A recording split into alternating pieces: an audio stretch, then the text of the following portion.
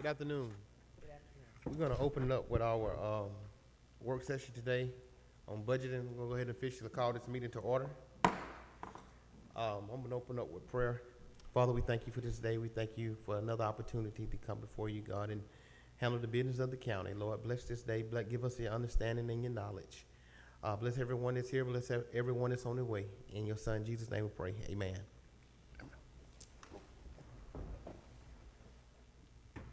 Pledge allegiance to the flag Of the United States of America, and to the republic for which it stands, one nation, under God, indivisible, with liberty and justice for all.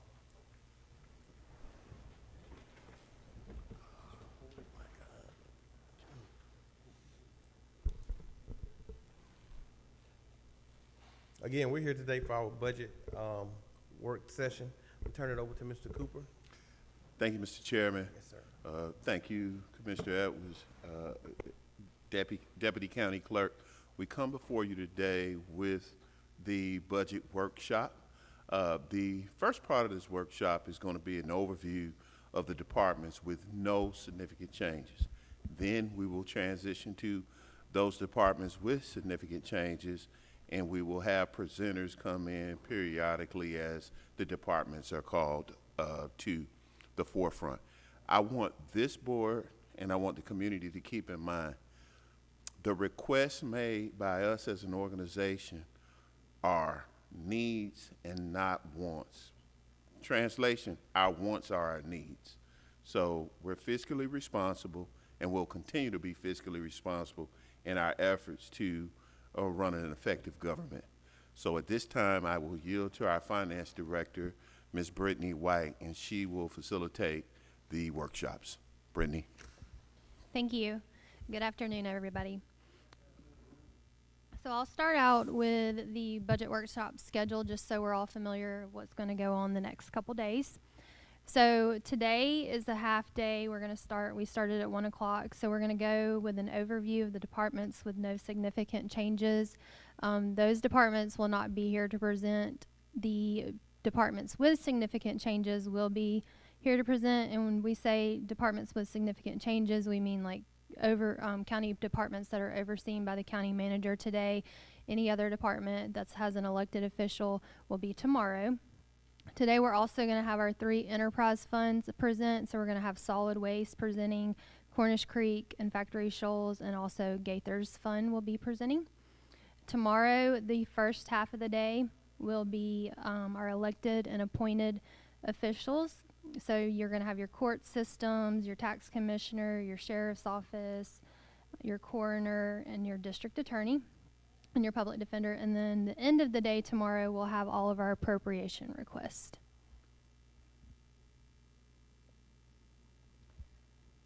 So this page right here is the general fund department summary. I'm going to zoom that up a little bit so we can all see it a little better.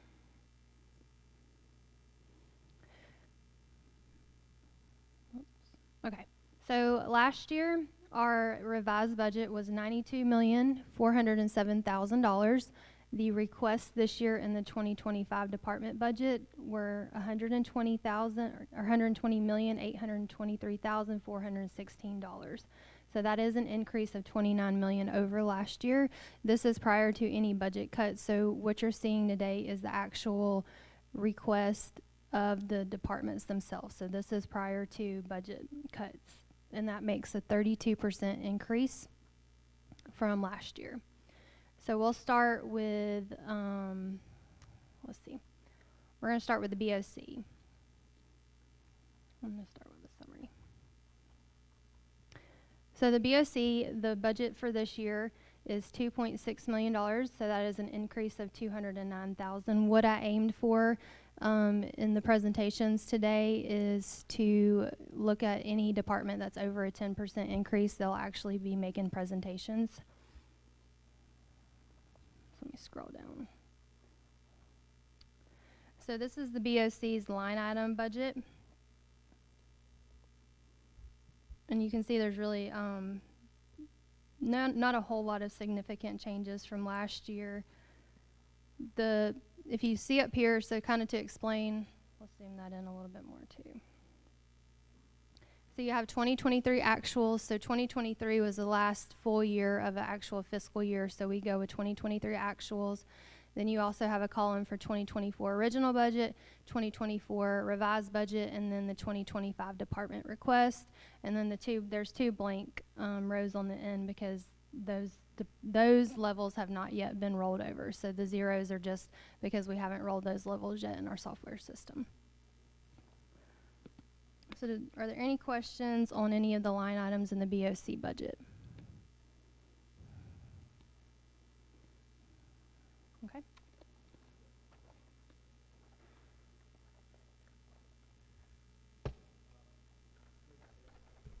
Thank you, Mr. Chairman. So Brittany, the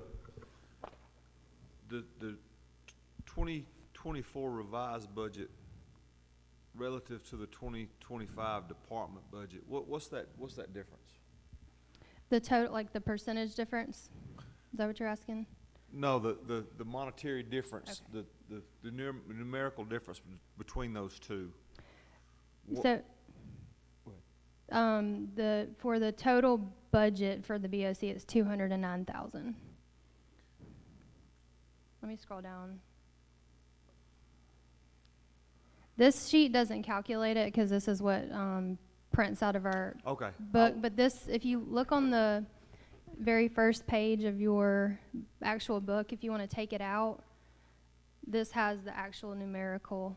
I'm sorry, that's the 9% increase. Okay. Yes. I was confusing myself. Never mind. Thank you. No problem.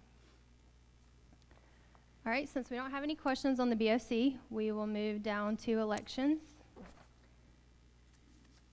So elections had pretty much a very minimal increase of $13,905, which is a 2% increase. Are there any questions on any of the line items in the election budget?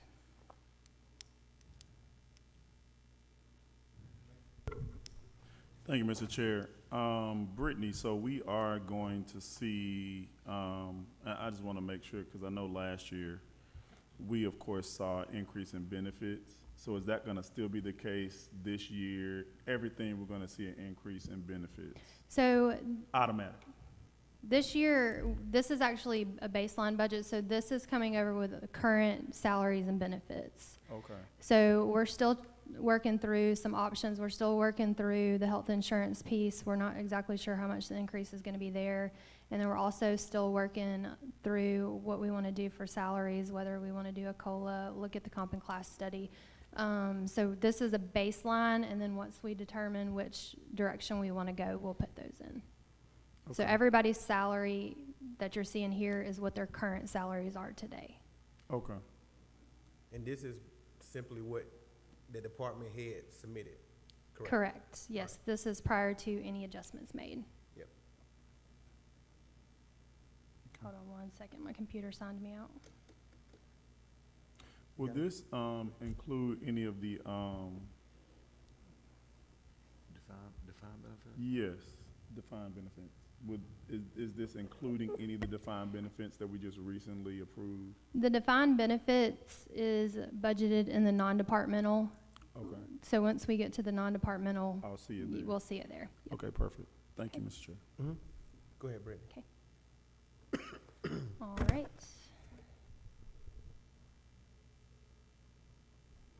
So the next department will be the finance department. Let's see. So the finance department had a $4,840 increase over last year, which is essentially just the increase in our software costs, because most of our software costs have a rotating yearly annual increase. So that was pretty much just the only increase that we've seen in the finance department. Are there any questions on any of those line items? Okay. All right, so the next budget's going to be the GIS department. The GIS budget only had a $7,244 increase. And this is the budget for GIS. Are there any questions on these lines? I'll get my table of contents out and start telling y'all what page these start on. That might help y'all too. It's page 18. Okay. Yeah. Okay. I tried to put them more in order the best I could. All right, so GIS is on page 18. And like I said, they're very minimal increase of just $7,244. So, any questions on those?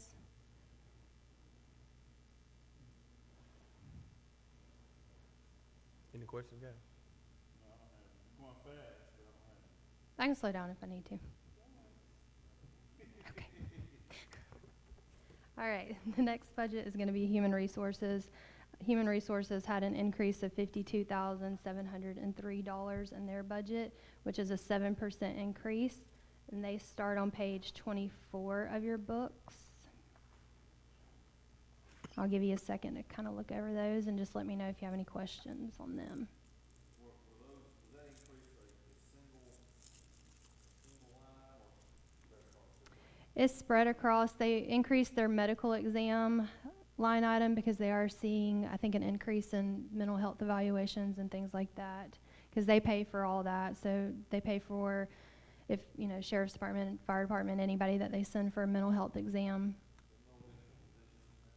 No. That was medical exam.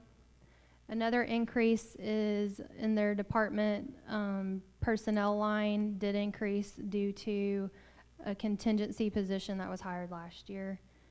So that's why you're seeing an increase in the last year's. And then, let's see, what else? Yeah, those were the two main things, the personnel and the medical exam. Okay. So we will move on from human resources. We'll go down to risk management next. Risk management is seeing an increase of, let's see, $575,000 at this time, which is a 28% increase. We are still working on numbers, so this is kind of just plug figures right now until we get a little bit more final numbers. So this is just our best estimate at this point on an increase, but we will finalize the risk management budget more as we progress with negotiations. Is that because of our claims, right? It's a mixture. So it's our claims and then also our premiums. Yeah. Being self-insured. Yes. Yeah. Have we seen a decrease in our claims? I doubt that. I get lawsuits every day, 4 or 5. No, I'm serious. I get lawsuits every day, 4 or 5 of them. Yeah. So, risk management entails basically all. So that's our buildings, that's our, that's the sheriff department have accidents, or the county employees have accidents, all of that stuff. Okay. It's vehicle, general liability, workers' comp. Yep. Okay. Unemployment insurance, professional insurance. So we can probably, it's safe to say that really what potentially is, I'm looking at the general liability line item, is that the lawsuit? Is that the general liability? Yeah. The general liability line is going to be your premium amount. That one is larger from last year because on the new estimates, they lumped commercial property and vehicle into just one amount at this point. So that's why I put it there until I can get a better breakdown and spread it back out how it's supposed to be. But the insurance claims deduction line, the very bottom one where it says $750 for this year, that's where all of our basically self-insured claims come out of.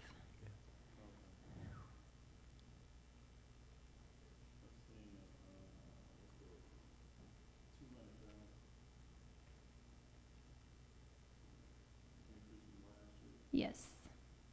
And then overall, it's a 28% increase. I'm looking at the total, the increase of 575,000. Correct. Mm-hmm. And we can really control this. The insurance claims, I mean, you know, obviously you can implement programs, try to do your best to make sure that employees know safety. But, I mean, to a certain extent, no. Cause we, I know HR has implemented programs to kind of try to help, Mm-hmm. like fitness programs, wellness programs, and things like that to kind of help. I don't know if there's anything else we can do to kind of try to help. I think they did a driver's ed, Mhm. driver's ed course and all of that stuff. Right, actually, we have a training coming up on April 18th, I believe it is, driver safety. You know, those are some of the things that you could do from a proactive standpoint, and hopefully reducing some of the high claim amounts. And my goal, if we're gonna, since it looks like we're going to continue to go down the path of being self-insured at this point, I want to get a fund set up similar to our workers' comp fund. So we'll have a separate risk management insurance fund. So that way you can have a fund balance. So like our workers' comp fund right now has a fund balance. So right now we've built up a decent fund balance in our workers' comp fund, so we're not having to transfer as much from our general fund out right now. And then if something catastrophic happens, then we could increase the general fund transfer out down the end of the road. That way we're not just losing the money at the end of the year. We can start building up a fund balance and an insurance fund. Okay. Well, we'll probably do that. I'll probably bring a budget amendment for that before we end the FY24 budget. And Brittany, if you don't mind me asking, how will we determine how much is allocated to that budget, to that fund? In the beginning, we will probably have to kind of see year to year on what our claims are, but once we have a little bit better track record, like we do with the workers' comp fund, we'll have a better idea of what our average is. So right now, what my plan is to whatever our insurance claim amount is this year, we'll just transfer that over to the fund when we bring the budget amendment. So that'll be our starting balance. And then next year, I mean, we'll probably want to stick around what Pamela and Amanda estimated for this year for the 750. And then if we continue to grow our fund balance from there, then we can reduce our transfers in. Okay. So maybe do like a 4-year claim analysis study, and then look at the projections based off of that. Okay. Okay. Any more questions on the risk management? Okay. All right, so our next department's going to be the tax assessor's office, and they're going to start on page 28 of the book. So the tax assessor's office has an increase of $74,102. And they did increase their professional contracted service line by about, let's see, about 25,000. And that was their major increase. So there are any questions on that budget?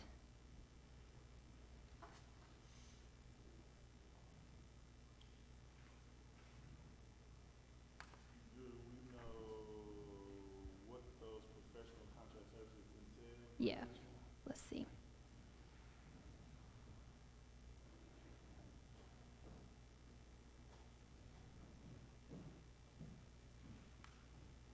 I'm working off a notebook and 2 computers, so just bear with me.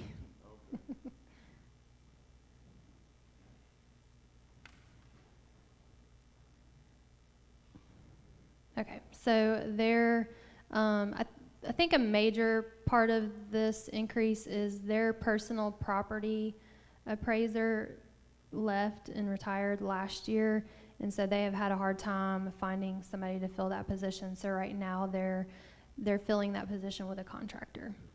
Mm-hmm.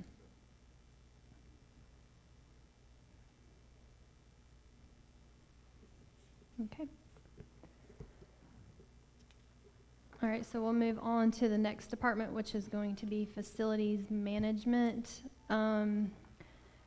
That budget did see a slight increase this year because of additional buildings. So right now we're talking about adding the square footage here in the administrative building. We're also talking about adding the centralized storage facility and the renovations over at Cousins.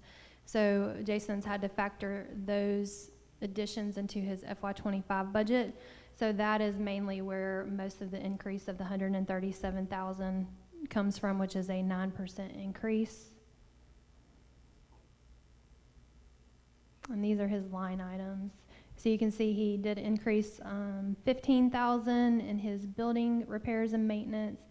He increased $100,000 to $153,000, so around $23,000 for his ground maintenance since we're adding more properties. I think, let's see, he's added some to his electricity cost and his gas because gas has increased. Let's see.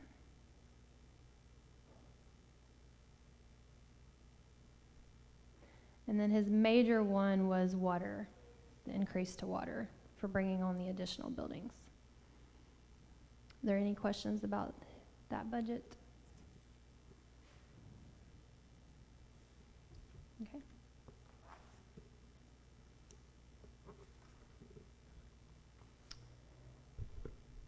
All right, the next department is going to be Animal Services. You can find them on page 41 of your book. They had, let's see,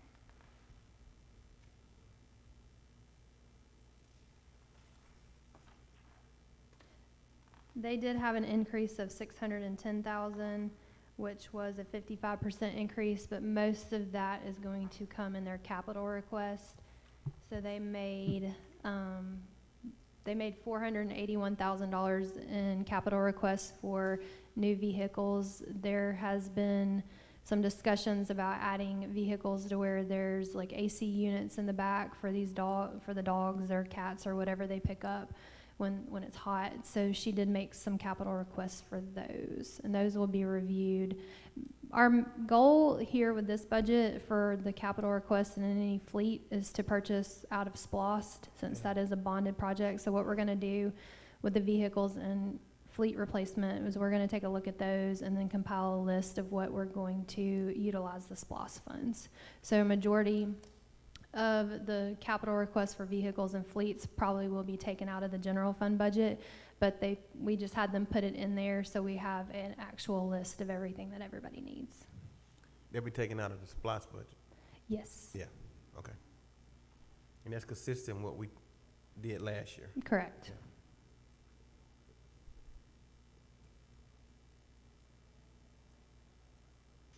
Any questions about the animal services budget? Okay, we will move on next to the EMA budget. EMA had a very slight increase of $7,082, which was a 1% increase, so they did not really ask for anything additional in this year's budget.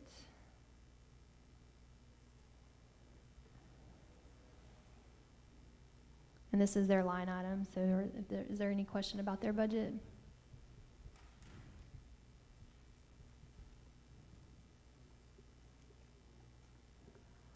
Do you have any questions, guys? Okay. The next budget is the streetlight budget, and that is just an in and out. So essentially, the streetlights in neighborhoods or certain roads are paid by the county, and then it's just recouped on the tax bill. So there's only one line item in that budget to where we pay that, and then there's also a revenue that offsets that same amount. Are there any questions about that one? Okay. Keep Newton Beautiful. Right now, Keep Newton Beautiful's budget is showing a decrease of $69,000. But I noticed when we were going through these budgets is the Keep Newton Beautiful, one of the salaries came in the projection came over in the general fund, and one of the salaries came over in the water fund where they used to be. So we just have to get that fixed. So once we fix that, their budget is pretty much stays the same as what it was last year. So the Yes. Bless you. Bless you. Okay.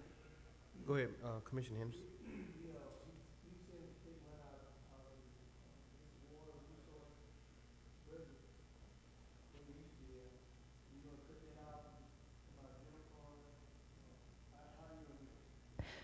It's just gonna be a correction in the software system. So we're gonna zero out what came over in the projection in the water fund and then just add it to this budget. Hey, guys, also, I know we don't have anyone here with us today, but we are live, so Brian is asking if we can speak in our mics. It would be great.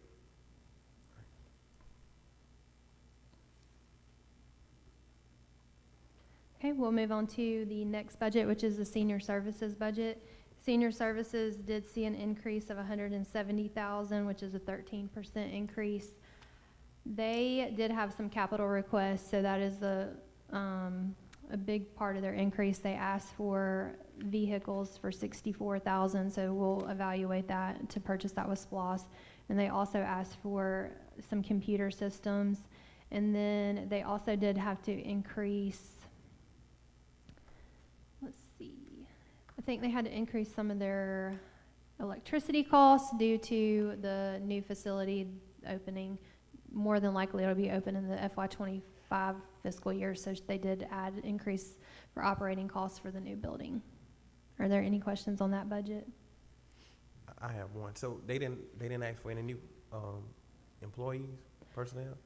We're still working on going through the personnel. Oh, okay. So I was just wondering how they operating still Yeah. with all those expansion with the same staff.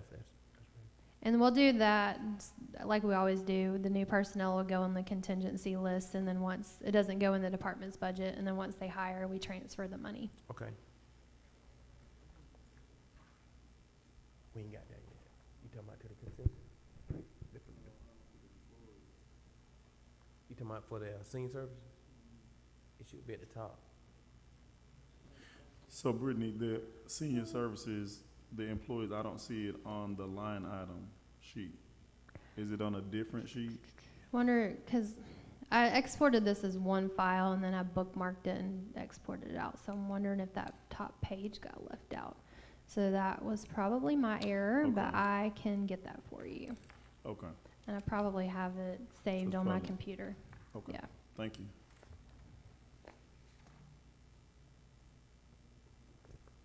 Okay, the next department is going to be the recreation department. So recreation has two departments. They have just a standard recreation, and then they have a participant recreation. So we flow like the football, the baseball, all that through the participant recreation.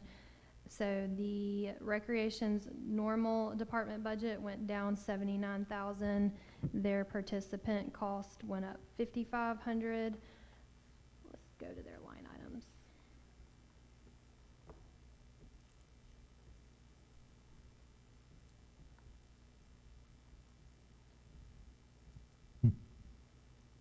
Okay, so are there any, like I said, they did actually reduce their budget, so are there any questions about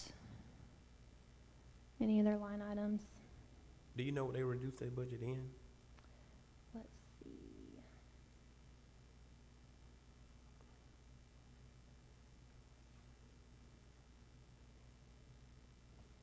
It wasn't personnel, though, was it? I see what it is. They had a typo, so we'll need to fix that. The energy, electricity was, they probably meant to put 225,000 and they only put $225. So Okay, that is not going to be enough, so we will need to fix that. okay. Commissioner Henderson?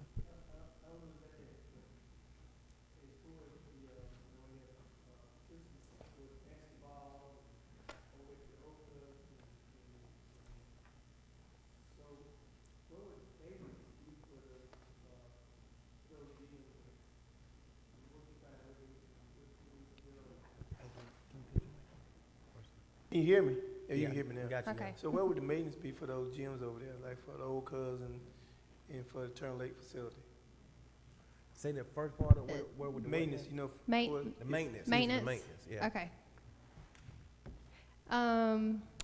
The maintenance cost for the gym is probably going to be in Jason's budget. So facilities management Yeah. most of the time takes care of the Cousins building. So that would actually be in the facility Right. management budget. Well, I just want to make mention that the Cousins, you know, it's my understanding they had a basketball tournament, I think last week sometime or another, and it leaks in there.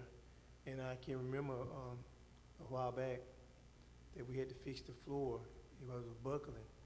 And we are still going to have this same problem soon unless the leak is fixed. And so I think we need to pay special attention to that too as well. Okay. Thank you.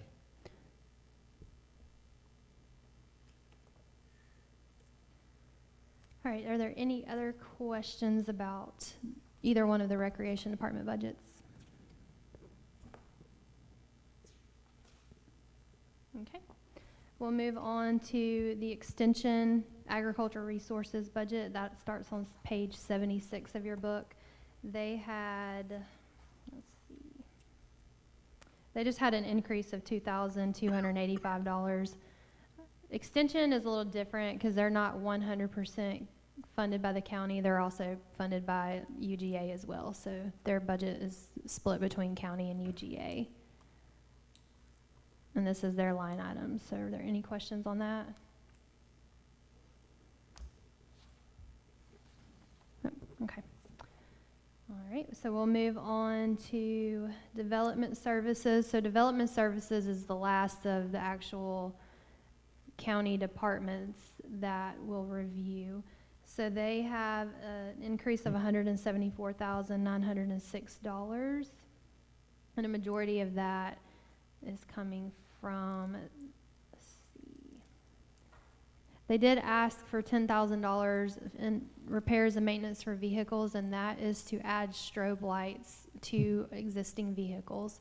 So that was a request that they had.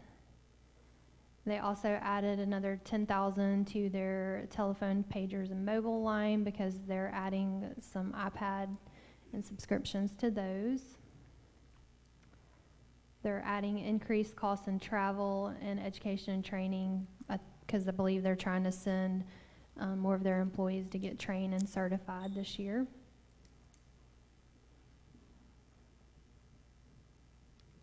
And then they did ask for an increase in their uniforms as well. I think they want to go in and purchase new uniforms this year. So are there any questions about that budget?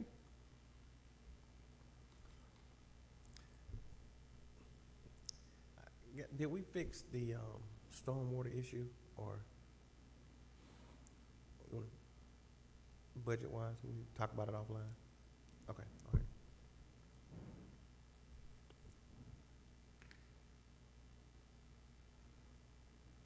Okay. Any questions about development services?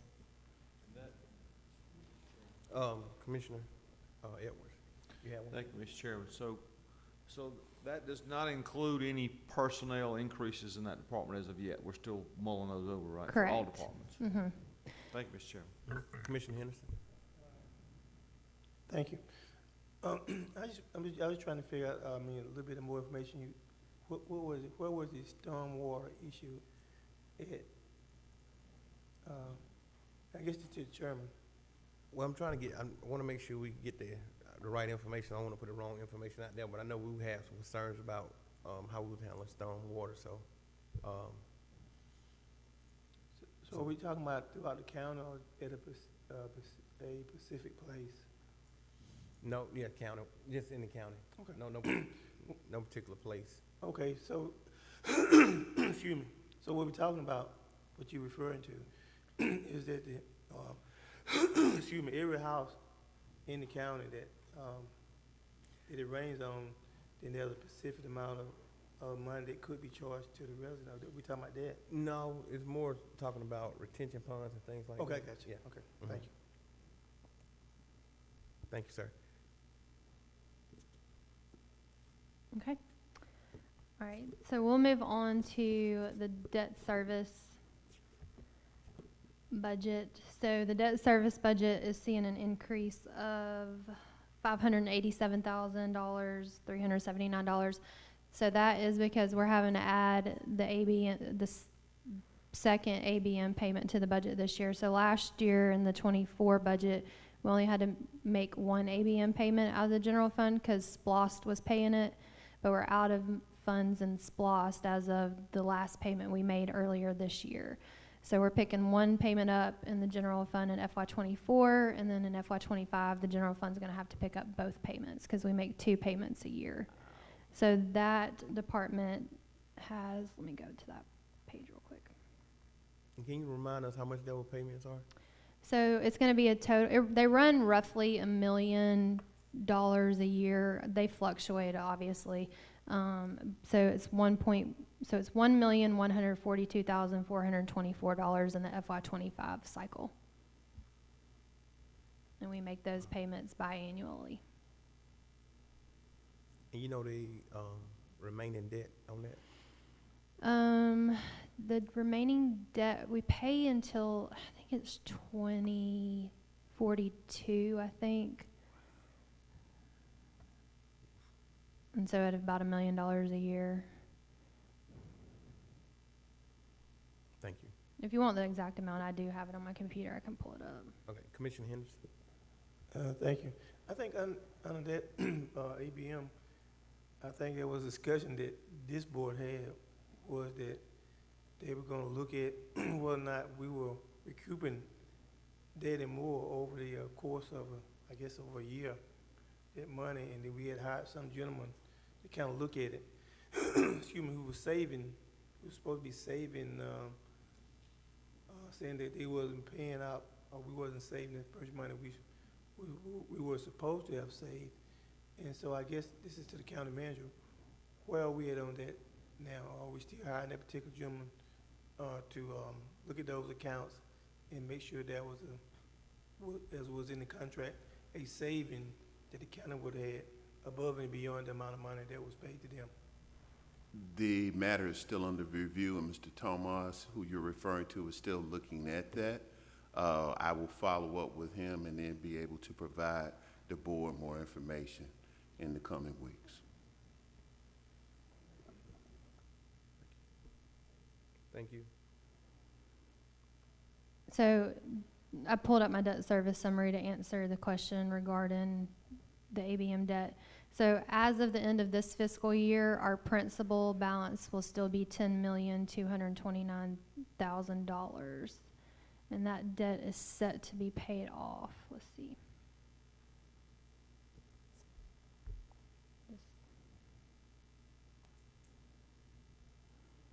2033, not 42. Thank you, ma'am. You're welcome. Okay. So the next budget here is going to be the payment to outside agencies. I'm not going to focus on this too much because this will be tomorrow. This is where we budget all of our appropriations. So the appropriations will be making their request tomorrow. But the amounts that we put in here and the 2025 department amounts are the actual amounts that they requested. So some of them did request an increase over what we had appropriated them last year.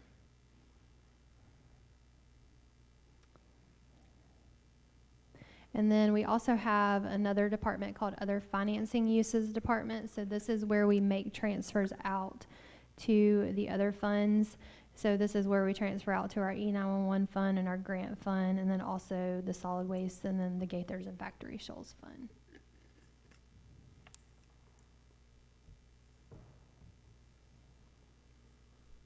And then this is our non-departmental.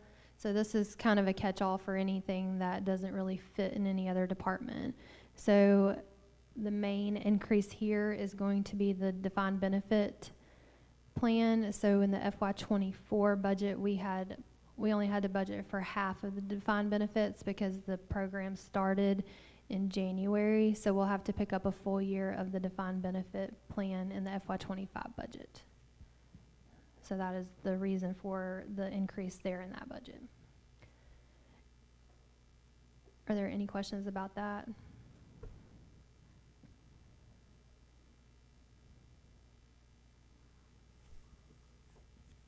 Okay.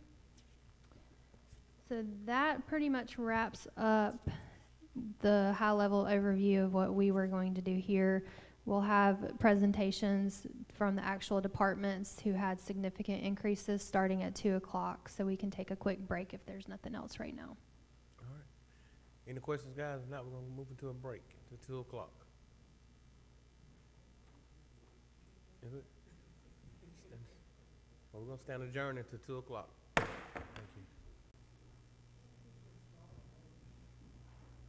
you. What about now? Okay. Yep. Thank you, ma'am. Our next department will be the Public Works Department. So Public Works did see an increase in their request this year of 6.6 million. That does sound pretty substantial. 3.4 million of that was capital costs. So if you take out the capital costs that they requested, it's an operating amount of 3.2 million. Chester's going to come up and explain the reason for the increase, and then if y'all need any clarity or explanation, I'm happy to help explain as well.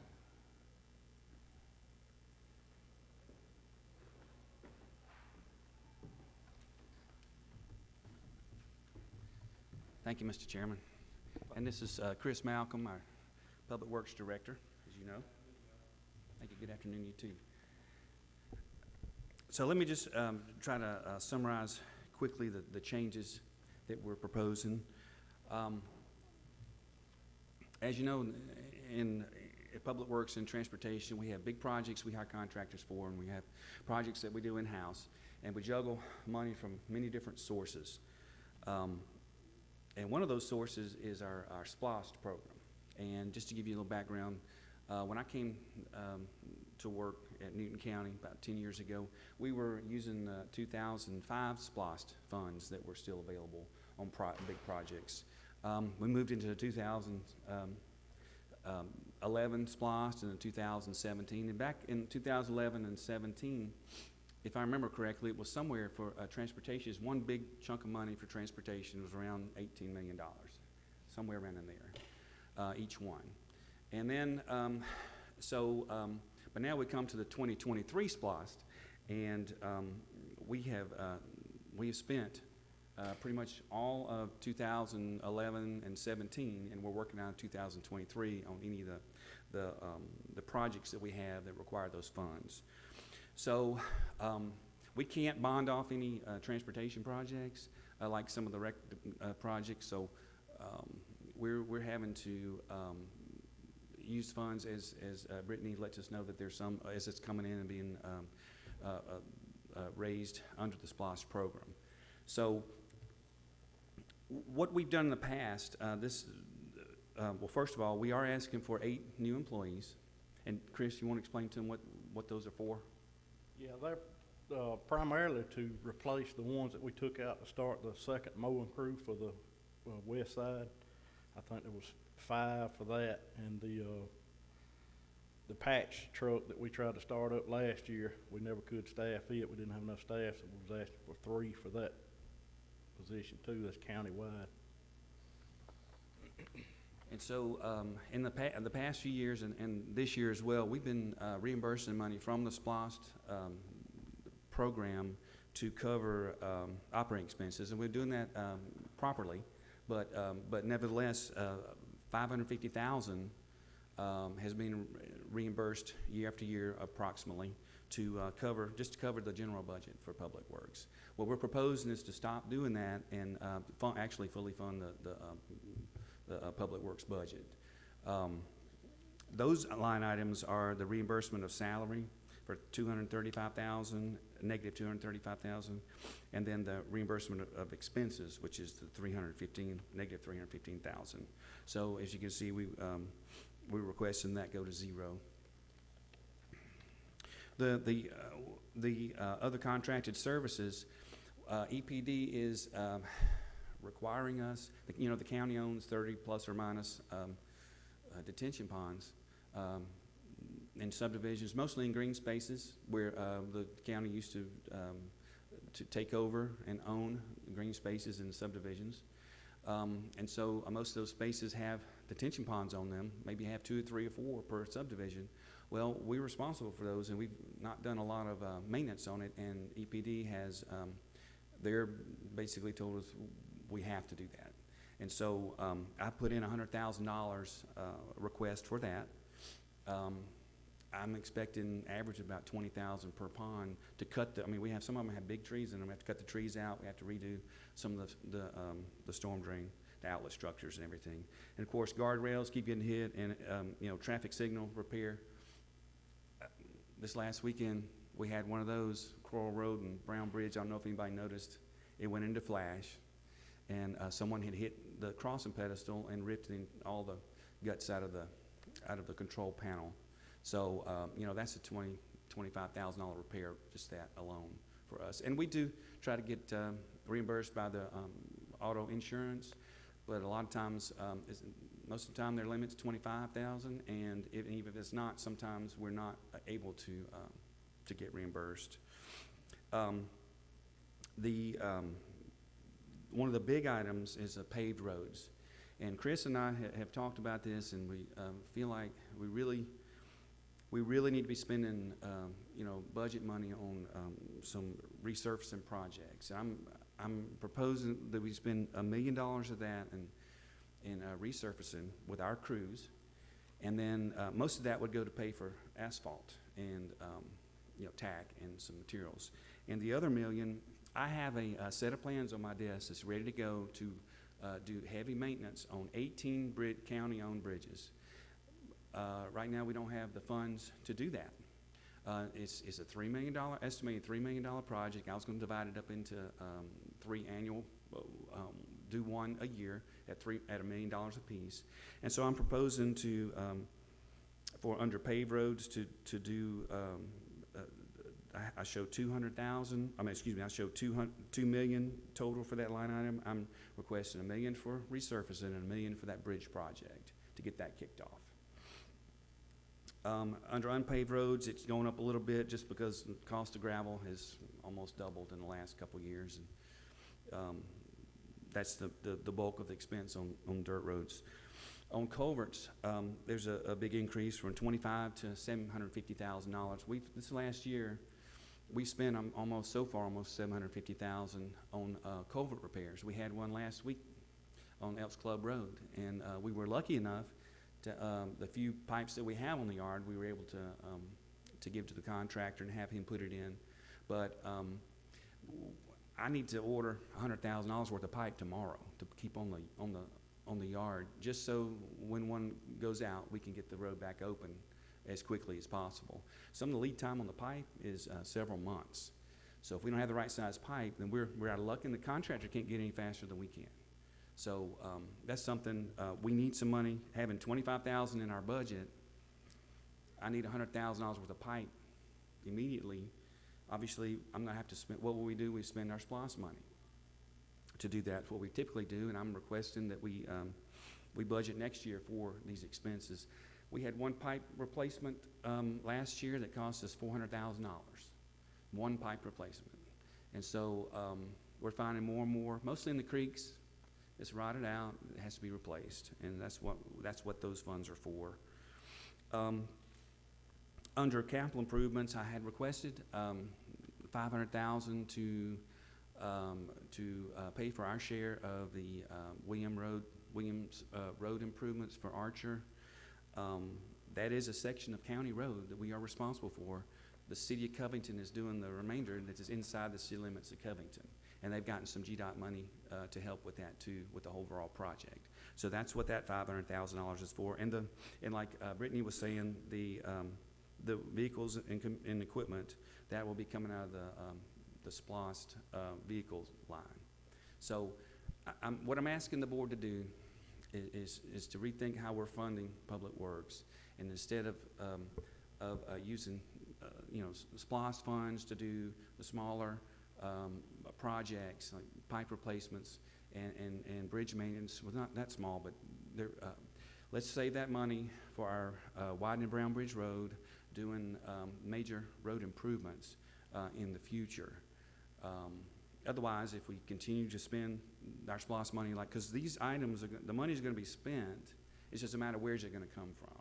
And if it keeps coming from SPLOST, that's less money we have to spend, because we got, what, $12 million in SPLOST 2023 SPOS, specifically designated for, in the referendum for widening Brown Bridge Road. Then we have about $8 million for resurfacing, and $8 million for other county projects. Widening Brown Bridge Road is going to be $25 million plus, so we're getting some grant money for it, but we're going to have to put in some more than $12 million. Well, I was going to use some of the other money in SPLOST to help cover that, but if you look at, we were getting $18 million in SPLOST for the 2011, 2017 SPLOST programs, plus or minus, and then in this one we're getting 8 for resurfacing and 8 for county projects, not counting widening Brown Bridge Road. So we're actually working, if you figure in inflation, I mean, we have less money to operate than we have before. And that's why we're coming to the board to look, we need to budget this money in our general budget. Just a quick question. What about LMIG? Did we get cut on LMIG again? So during COVID, they cut LMIG back several $100,000, and they started working it back up. And this last year, we got, I think it was $1.5 million, and then we do have some more money that's coming down the pike for LMIG for resurfacing. I think the governor had some extra money in the budget. So no, we didn't get cut on LMIG this year. Okay. Any questions, commissioners? Commissioner Henderson. Thank you. Question that I have is that you said about $1 million for resurfacing. What might those roads need to be resurfaced at? Well, we have a list for our current LMIG project, and for the additional LMIG money that we are going to receive between now and June, we're going to put together a list to bring it to the board to review. As far as this extra $1 million, it's we don't have a list yet for that. That'd be for next year. I mean, so we don't have that list worked up just yet. Okay. One last final question is that it used to be in the past typically that you would somebody from the road department would come before the board of commissioners, and they would say, well, what roads do you have that need to be paved? And so I was kind of hoping that we kind of get that this time. Commissioner Edwards. Thank you, Mr. Chairman. Thank you, Chester. So, and this may be a question for Brittany, I don't know, but so the machinery and vehicles is going to be part of the overall capital request. Is that right? Well, the machinery and vehicles are not going to be part of, I understand from Brittany, will not be part of the general budget, but we put it in here to document it. It is going to come out of the $2.5 million out of the vehicles, the general? The general government fleet replacement in our Yes. SPLOS. Yes. So that won't be coming out of our SPLOST allotment for projects. It'll be coming out of the SPLOST allotment for vehicles and equipment. Okay. Thank you, Mr. If I Chairman. understand right, every department's supposed to put that into their budget just to have it documented. Thank you. Yes, sir. Commissioner Sanders. My question is sort of similar to Commissioner Henderson. We used to get the list in advance before it's brought before the board to approve, and I noticed we didn't get that in 2024. So what's happening is constituents are thinking that we made the list and we are looking over them, and I would send them to Public Works, but they don't get any feedback. So I know that we grade the roads, so it'd be great if you happen to go look at those roads to show us what the grades are, to maybe say this road got a higher grade, this is why we did that. Because constituents don't know the process. All they know is there's a list, and they think the commissioners created this list. But we normally would get the list in advance so we could say, hey, can you swap this out for this one? Because this subdivision has been waiting for years and has not been paved, versus this one has been paved 5 or 6 years ago. So if that can happen again, to get it to us first before we vote on it collectively and we know what's on the list, then that would kind of cause lesser problems. when it comes to constituency, thinking that the commissioners created this list. No one else?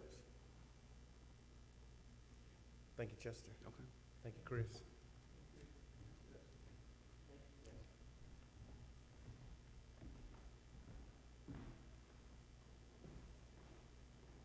Ms. Brittany?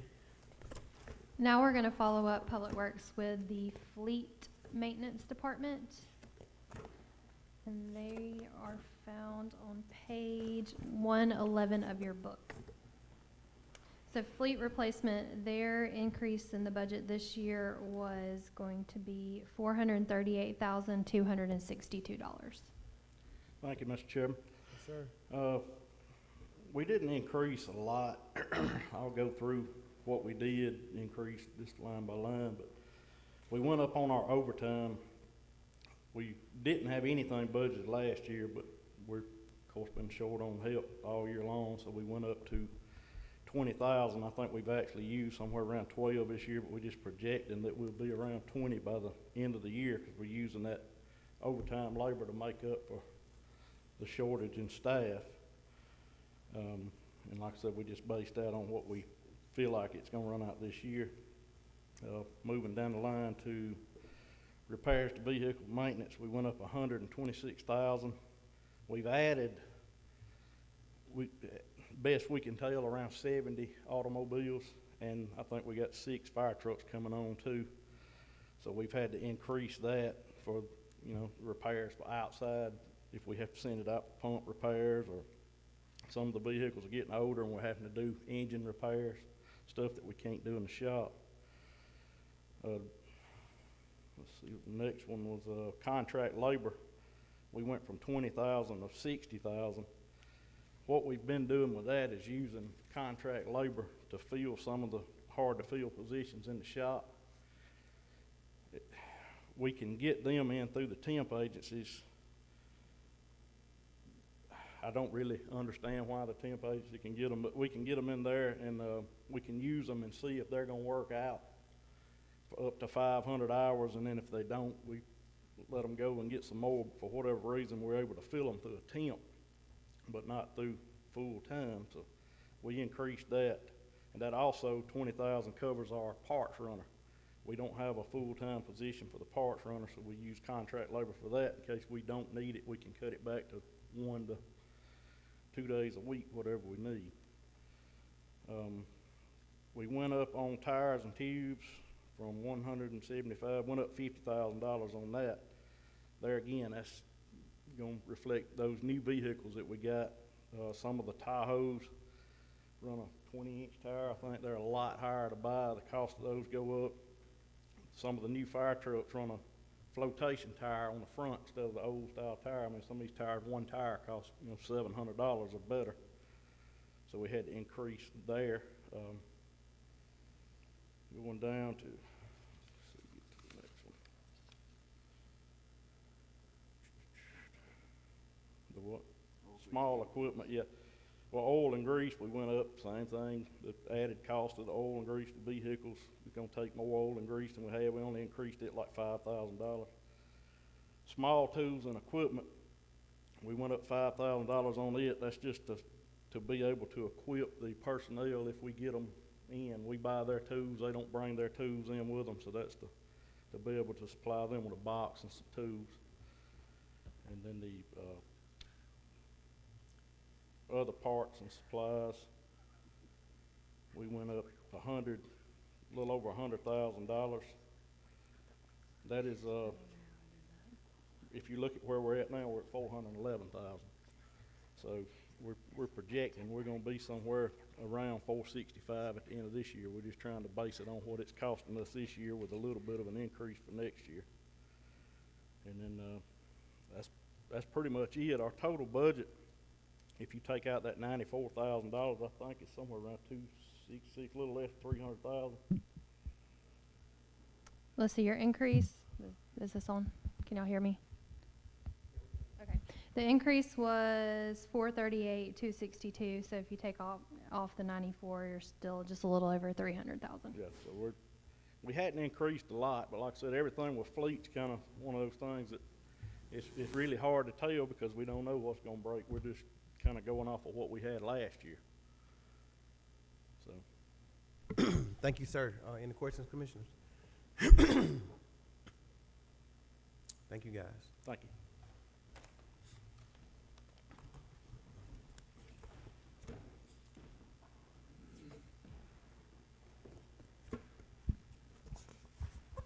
All right, the next department that we're going to hear from is going to be fire. Fire has two budgets. They have a fire budget and then a fire training budget. That information can be found starting on page 122 of your book. We're going to first start with the regular fire budget. So the increase there is 6.2 million. Out of that 6.2 million increase, there was 4.2 million in capital request. So if you take the 4.2 million in capital requests, then their operating increase would be $2 million. Thank you. Welcome and good afternoon. Good afternoon, Chairman, and also aboard the commission. My name is Royce Turner, new appointed fire chief. 3 days on the job, so be patient with me. But I've been hard at work these 3 days I've been here.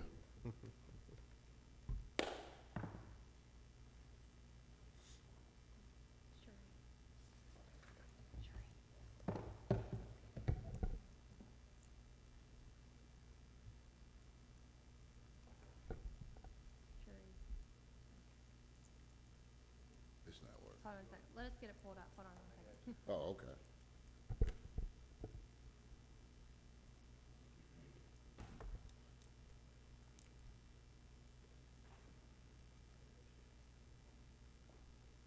We good?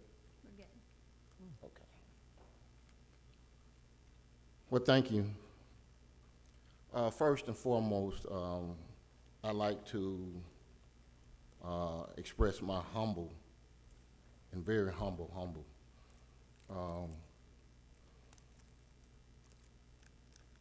I'm very humble to be here, even though part of my roots is from here, to lead this fire department into the future. A lot of things played in my mind when I took on this job, and I'm here for the challenge. I know it's not gonna be easy. I didn't expect for it to be easy, but I'm here to work with each one of you as we move forward into the future. So first, we needed to establish some organizational priorities. So I want to read this to you. The greatest obligation of the Newton County Fire Service is emergency response. When the customer calls, we answer. The Newton County Fire Service will continue to implement programs, activities, and service proposed around the premise of emergency response. A structured budget shall support our emergency service needs, activities, and related to training, maintenance, and fire prevention, communication, safety, human resources, and support service that comprise a strategic approach to our overall organizational priority. A lack of understanding of the department priorities and their impact to the department mission can lead to frustration and apathy among elected and appointed and the community leaders, as well as the fire personnel.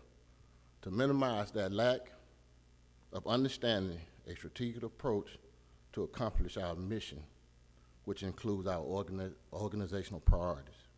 Number one would be human resources. Number two, professional development. Number three, emergency preparedness and response. Our fourth, facilities, equipment, supplies, and technology. Number five, customer service, programs. And our six, public information, public education, and public relations. Moving to the FY25 budget, our goals and our objectives. Improvement of emergency services. This includes EMS, hazmat, swift water, and community risk reduction. Our second is recruitment, hiring with enhanced recruiting efforts, target group hiring. And third, professional development, being able to provide promotional opportunities and a more formalized training and senior level executive training. So to answer some of our asks for FY 2025, we have highlighted some of our increases, our requested increases in the budget. First, we're dealing with the medical director. It's mandated by the state of Georgia, because we do run emergency medical calls, that we are overseen by a medical director. That is mandatory. Just pulling historic events, this medical director really hadn't been asking for any real pay. His only pay has been his malpractice insurance, which has increased. So we're asking for about $12,000 to support his increase in malpractice insurance. And then we go into medical exams for our personnel. We want to make sure that we have the most healthy and fit employees to support the operation of the job. We do have some major repairs that need to be addressed. For one, we have 2 stations that have severe roof damage that need to be repaired. I'm more of a proactive, I take a proactive approach instead of being reactional. So I would like to go ahead and get this done in this year FY 25 budget, because if we keep letting it fester, it's going to become worse. And at that point, it's going to become a quality of life issue for our personnel that is working in those facilities. We did have an increase in our maintenance agreement. We want to look at ways to be more efficient in the things we do. One area is our pump testing. We want to go to a third-party provider. We want to go to a third-party provider in that space, and we requested an additional $50,000 for pump testing. Our professional development, like I said before, is one of our department's priorities, which is number 2. We asked for an increase in travel opportunities for our personnel to seek outside training and conferences, because we don't want to get caught behind in time. We know as a collect that Newton County is growing, and we don't want the fire department to be left behind. The fourth thing I talked about the priorities was supplies and technology and facilities. We do need to upgrade some of our technology components. We are looking at a program called Lexapro. This will help update our existing outdated standard operating procedures. We're asking for about $22,000 in that space. And also our reporting software. This is a platform where we run emergency calls and we come back and do the reports where we have a documented record. We're in the second year of this contract, so the existing company that Newton County was using was bought out by a company called ESO. So we are staying in that same space and platform, but because they was bought out, it was an increase in service at about $20,000. So we asking for an increase in public safety and our community risk reduction. We always want to be visible and accessible in the community. From my understanding, was asked for last year, but it was cut out of the budget. So we still need those materials and literature to help support our activities in the community. And medical supplies, it is an increase in that space also, due to really the fire department hasn't lived up to their capacity of what they can do in the emergency realm of things. We have certified people that's on trucks that's not working up to their fully scope of practice. I think we can achieve that. I think we will serve the community better in that space. Also, we asked for increase in our small equipment and tools, new software, and it's helping our technology and data collection. Because at the end of the day, moving forward, like I said before, I want to be proactive in this space. We need to be looking at accreditation for the fire service. So we need to start building a foundation so when we get to that point that we are not scrambling. I would never want to overload you with a lot of ask at one time when I know we can continue to build as time goes to get to where we need to get to. Some of them small tools are requesting a drone.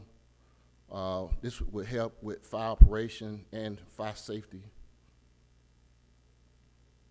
Also, our firehouse and community risk reduction, our existing props are outdated, and it holds a higher maintenance cost. So at this point, it really needs to be replaced. So we're looking for a hazard house and also a apartment demo prop for community risk reduction. So as I said before, human resources. We need people in seats, and we got to prepare for those people in the seat. And the way the needed gear, they need the proper PPE so they can function as a paid provider. And also we have to clothe them with uniforms. And like everything else, everything has went up, so it is an increase in that space. Moving on to some of the asks in training.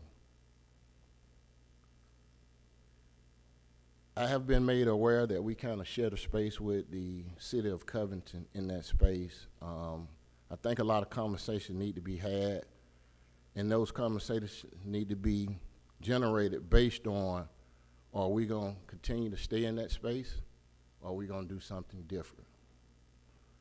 That is a decision we're going to have to make. But if we're going to stay in that space, we need to go ahead and provide the revenue and bring it up to standard so we can make sure we have a sufficient training facility to accomplish all the needs as an all-hazard department. Also, we need additional equipment for fire hose and nozzles. All these tools and equipment has a lifeline. And once it surpasses its lifeline, you can only do so much repairing, and then it just got to be replaced. So it is a significant increase. So our biggest capital ask, and it has everything to do with life safety, and that's our air pack replacement. We are at the end of the line. Our air packs are pretty much outdated at this point. Hydrostatic testing and everything. We're at the end of the line with that. If nothing else, that ask is to be approved to replace all of our air packs. That is the firefighters' lifeline in an IDLH environment.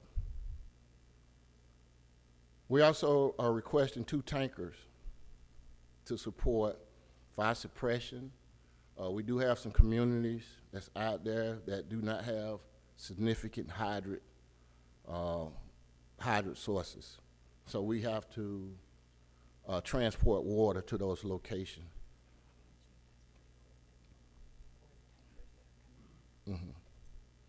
And also, we're asking for a new cascade system. And if we are approved for the air packs, that we need a new cascade system. The current cascade system, it is operational, but if we have any key components of that existing cascade system to go down, there are no replacement parts at this point. And like I say, everything has a lifeline, and it has surpassed its lifeline. and it's hanging on by its thread at this point. So those are our asks for your consideration and approvals. Do anybody have any questions for me? Thank you, sir. Any questions, Commissioner? Commissioner Henderson? Well, first of all, thank you. I didn't get the opportunity of meeting you, but I've heard so much about you, and so welcome. Thank welcome you, to thank the you. county.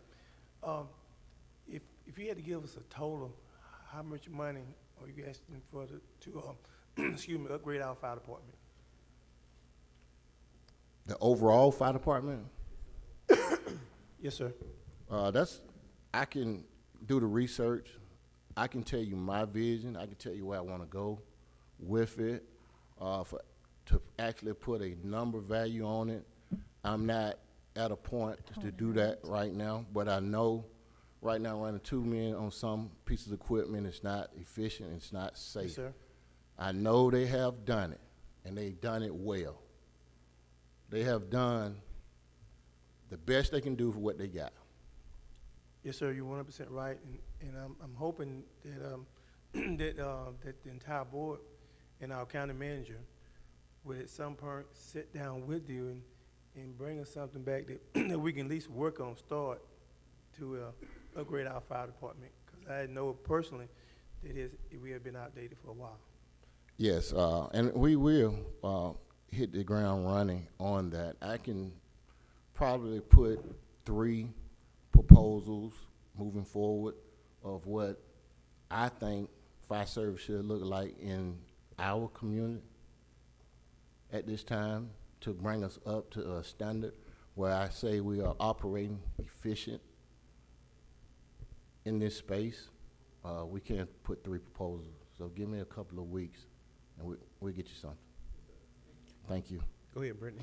And I can speak on the budget numbers just from this request. So they had asked for 6.2 million increase in over last year. So of that, the 4.2 million was capital and then 2 million was operating. Any more questions, commissioners? Thank you. Thank you for your time. Thank you, sir.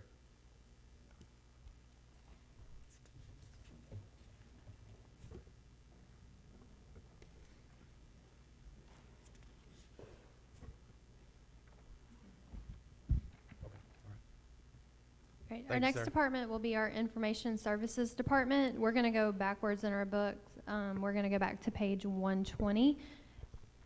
And so this will be the information systems director, Michael Bodine, presenting his budget. Good afternoon. Good afternoon, Chairman, Board of Commissioners.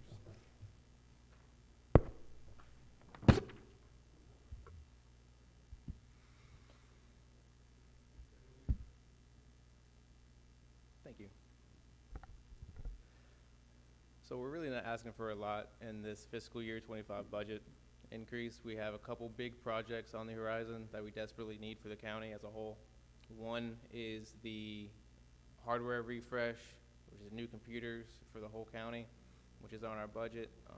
750,000 on computers, the last item we have. That is the largest item that we have on our budget, and that's where the majority of the increase comes from. Okay. Speaking on going up from there, I did a little bit of increase from the small equipment, 10,000 extra, just for foreseeable future for end of life systems and services that we need to upgrade. A little bit of increase in gasoline, not too much there. I did increase a lot in contracted services, as you see, for $55,000. I did increase that, and I put in there for cybersecurity improvements because we desperately need cybersecurity improvements as a county. We do not need to end up on the news like other cities or counties. No comments. All right. Telephone increase budget has increased a little bit. Verizon increased. So that's where that little bit of budget came from, plus a little bit of iPads. Maintenance agreement's gone up a lot, only because We have a need for a cloud email system increase, which is already in the current budget. Currently have an RFP out for that project to get bids for it. And I included that price here for our next year budget for future use. I'm also requesting 2 new vehicles for the IT department so we can get around the county. Especially if one of us need to go to a conference, there needs to be another vehicle. 'Cause currently we only have a 2006 truck in our inventory. Let's see what else to talk about. Other than that, we have an increase in our AT&T fiber for all of our buildings. We also have new buildings coming into play. That's where you see a little bit of increase in that as well. So we had to increase some of our AT&T's fiber services for our speed as well. I think that covers about everything that I have included in our budget. Do y'all have any questions so far? Thank you, sir. Commissioners, any questions? Commissioner Henderson. Well, first of all, thanks for giving us that excellent presentation. If we were to have a cyber attack, could we fend it off at this point, or do we need to make some major upgrades? At this point, it would be the best that we could do. But if a nation state wanted to get at us, it probably wouldn't help with what we have. We need to do major improvements for that to happen. Thank you. Thank you, sir. Thank you. Anyone else? Thank you.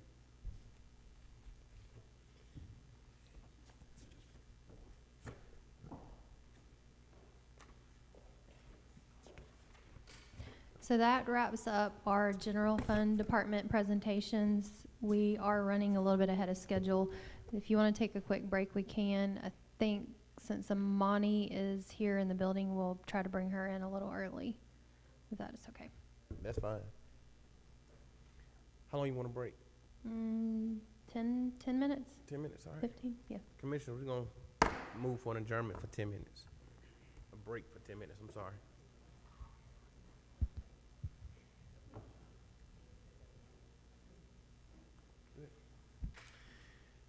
Commissioners, we're going to move back into our work session. Brittany? Okay. We're going to start with our enterprise funds now. We have 3 enterprise funds. We have the water fund, the solid waste fund, and the Gaithers and Factory Shoals fund. We're going to start first with our water fund, and James Brown is going to present the water fund, and he's also going to present the Factory Shoals budget, which is in the Gaither/Factory Shoals fund. And his information can be found starting on page 154 of your book. Good afternoon. How are y'all today? Thank y'all.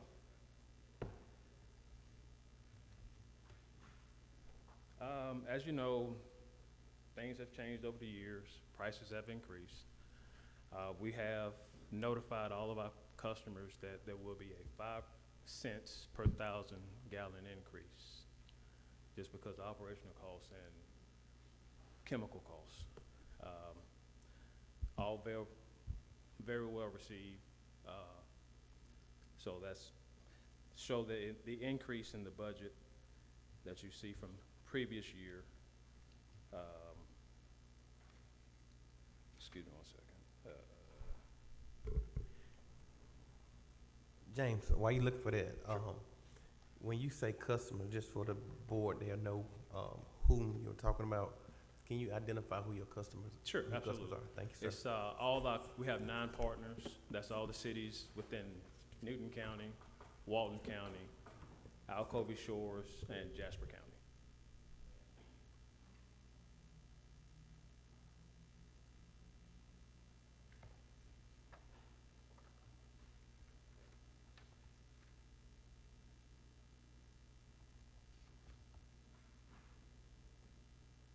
So as of FY25, our annual daily average treatment capacity, we're looking at 14.3331 million gallons per day.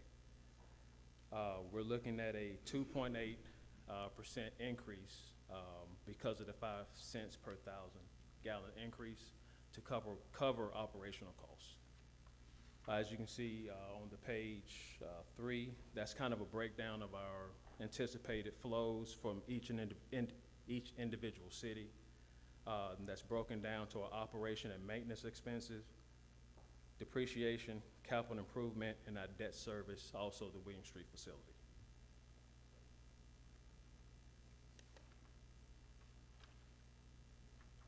And some of our goals and accomplishments that we've done for FY24, we've implemented a capital improvement plan that we're fully funding year over year that's built within the water rate.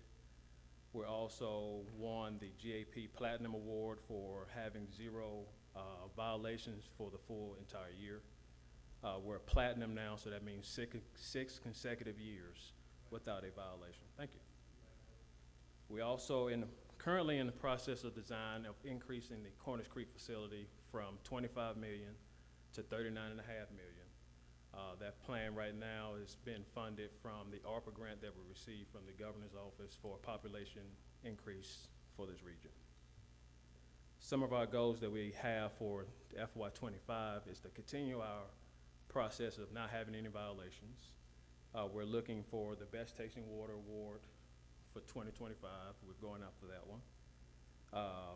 We're also partnering with not only the communities within Newton County, but Walton County for long-term water supply that we're looking for to make sure with this region is very well set up for any type of, for the customers, our citizens, and industries that's coming in to make sure that we have an adequate amount of water for the foreseeable future. And with that, I'll answer any questions. Thank you, sir. Commissioners, any questions? Commissioner Henderson. Thank you, Mr. C. I think you had sent me some I say get some literature or paperwork about when we might be at capacity. And when I looked through it, I was thinking it's somewhat read that in the year 2030, and then I had heard it say it'd be 2050. And so I'm just trying to figure out either or which one is it, or when would it be at capacity? Sure. What we have right now, the way our permit is set up, we have 2 permits.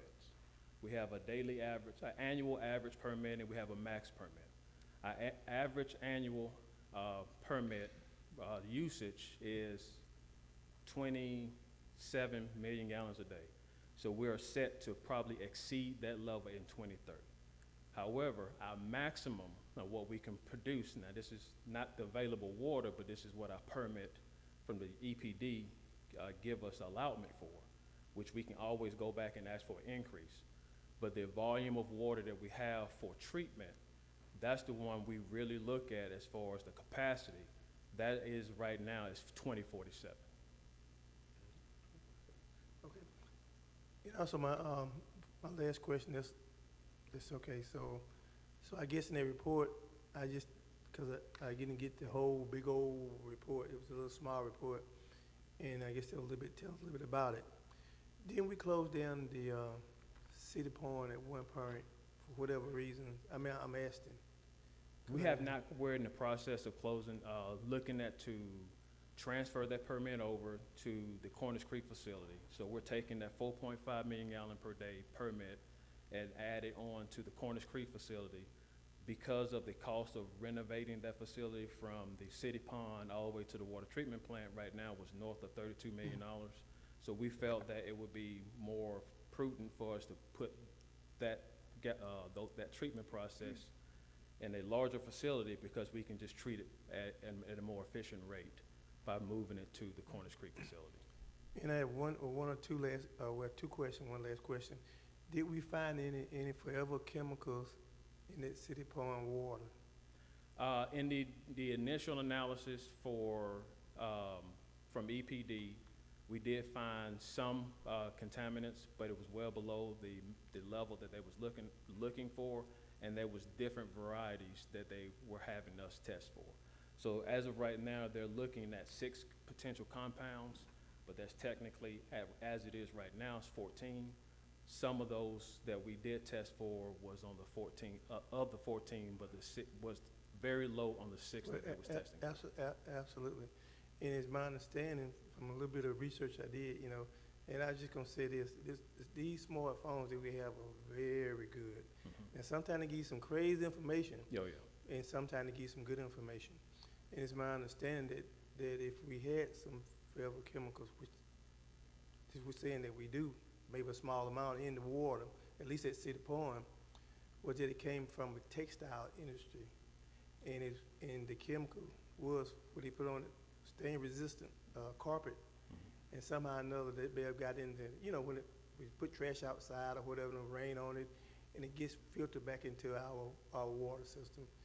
And so do we have what is our plan as far as, I guess, as far as protecting us from, if it was to somehow high another go up, if Yeah. it making any sense or not? 'Cause Now, what we're doing is, that's one of the items that we're trying to cross off as far as the City Pond closure. We have been testing not only City Pond, we also tested Lake Varner. Lake Varner did not have any residuals of any of those compounds. Lake Varner has one of the most in the state of Georgia protected watersheds in the southeast. So we're not only working with our local community, but we're working with the state as well to keep that watershed as very well protected as we possibly can. Yeah, I just want to make one last comment, and I guess this is our fellow commissioners. We've got to come up with a plan, because even at 2047, as far as being in capacity, we may not be here, and I'm pretty sure I won't be here, but it's got to be a plan as for what we do, because it's my understanding that if we were to come up with capacity with nothing else to figure out how to bring in more water, fresh water, that the wastewater may be used to be introduced into, treated and then reintroduced in and I don't think that's good. And we need to be more proactive than very reactive, and we need a plan moving forward as far as how to protect our water supply. Thank you. Thank you, sir. Commissioner Sanders. Thank you so much for your presentation. Some of the residents on the west side, especially on the Silver Ridge area, which is Jack Neely and Fairview, they've been complaining about the water pressure ever since a lot of the new homes have been built around them, the apartment complex next again, and the multiple building. And so how are we going to combat that? I know you have no control over the building, but that's an issue in regards to water supply and pressure. So is there a plan, or to tell us, hey, commissioners, y'all need to slow down your building on this side, or something that can assist us, because that has been a huge complaint for the residents on that western box side, is their water pressure? Yeah, one of the things that we're doing as a collective, including the Water and Sewage Authority, who is in responsible charge of that system in that area, we're looking at the water model and consistently updating and see what lines, if any, that need to be increased and what pumping capacity will be needed to actually fulfill those requirements. So they are continuously looking at, I know as of right now, we're updating the model along with the future water supply to get us to 2047. That's one of the caveats that we're actually looking at currently. Do you know what, and I probably don't know, but a guesstimated time frame of when that will be corrected? Because if that's the case, then we shouldn't be adding more problems to it until it's fixed. Correct. Now, I do not know an estimated timeline, but I can get back with you at the earliest convenience. Thank you so much. Absolutely. Anything else? Thank you, sir. Thank you.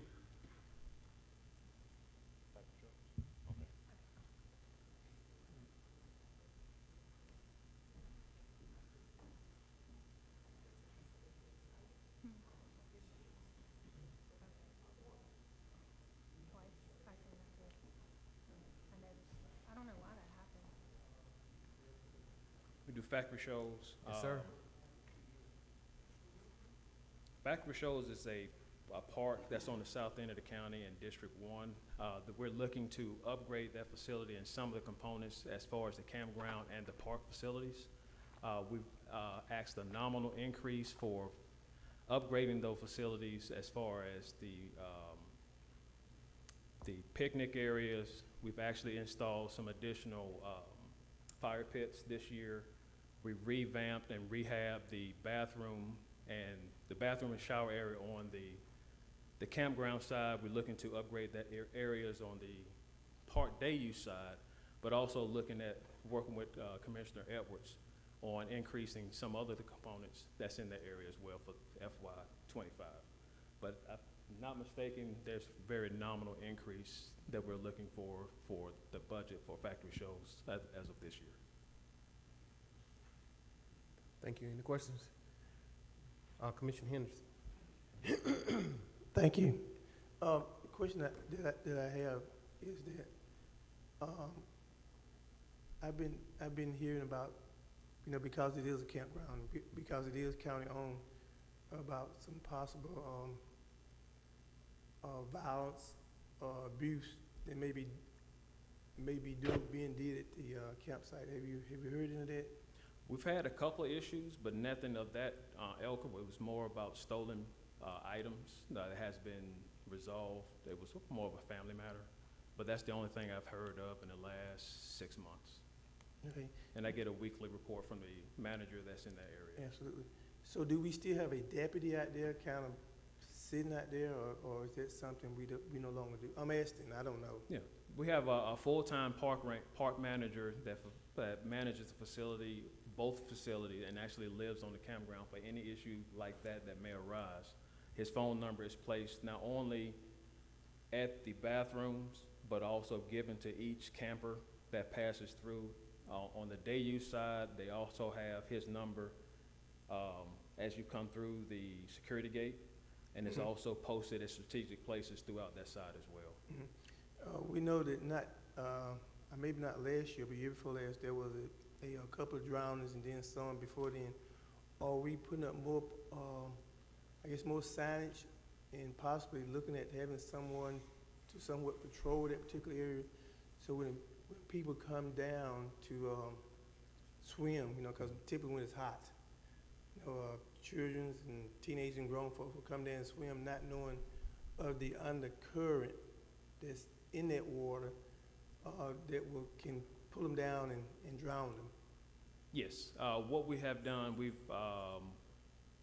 with suggestion from Commissioner Sanders about, I think it was 8-9 months ago now, that we've actually increased the signage that we had in that area. I mean, we also put in, because of the topography, cell signal may be a little limited. So we put signs up letting everybody know, hey, this is where you can typically get signal from.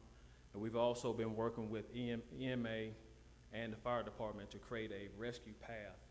So it'd be easier for them to, if an accident happened, they can get to the citizen to render aid at that particular juncture. Correct. But during the warmer months, we're going to be more vigilant in patrolling that area to make sure that everyone is safe as much as we possibly can. Okay, one last question, Emma.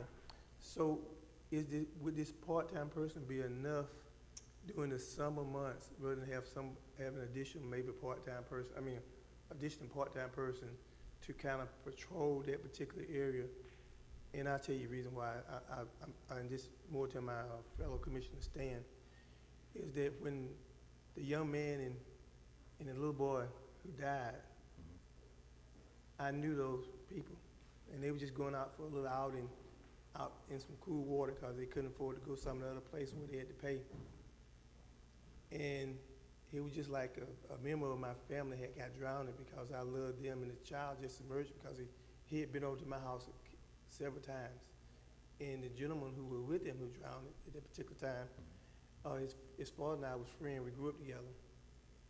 And I don't wish that on nobody else. And I think it's a small price to pay for us to ensure that the people go down there don't continue to be drowned. That if somebody be down there and tell them, say, well, you can't swim in this area, maybe this area.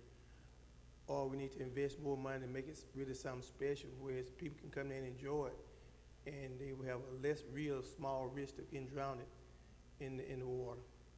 We definitely can, I get with the manager, and we definitely can get a report and look at what the traffic looks like and bring it back to y'all for any guidance that you may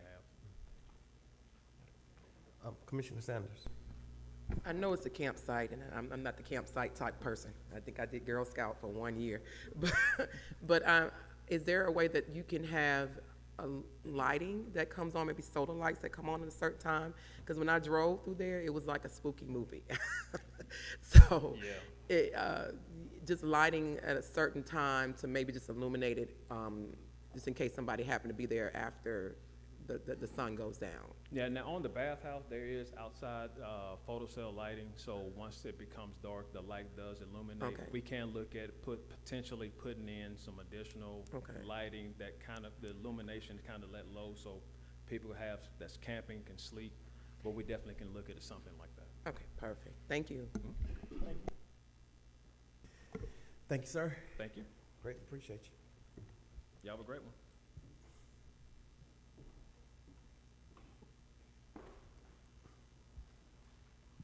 Ms. Brittany. Okay, up next, we are going to go to Gaither's at Myrtle Creek, and we will be having Miss Imani Lucky present that. And that begins on page 160 of your book.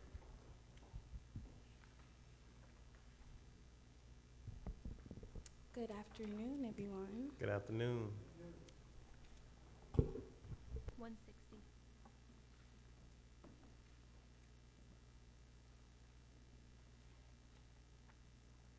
All right.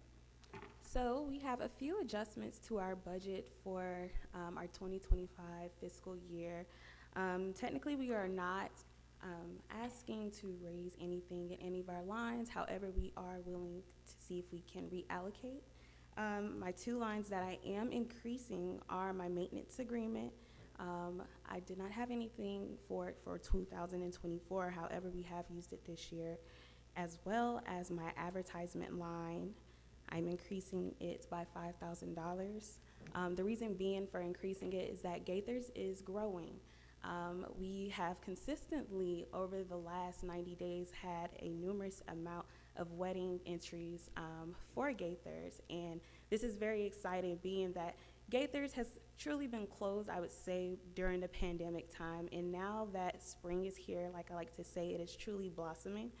We've been working out there as far as getting the house back up to par, making sure that our pavilion area is clear, as well as giving it a complete new background with our re-landscaping that we've been working on. The need of advertisement needing to grow is so that we can get more feasibility as far as allowing others that are outside of Newton County to see this facility.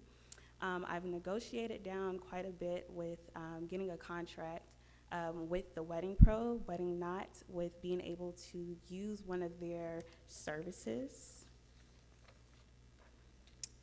It's the professional package service on the Knot, and basically this will cover us for the year with it. Last year they contacted me asking for almost triple the amount, and I've been working very diligently to bring those numbers down, and we were able to finally find a sweet medium so that we can be able to at least start somewhere with increasing advertisement professionally for Gaither's.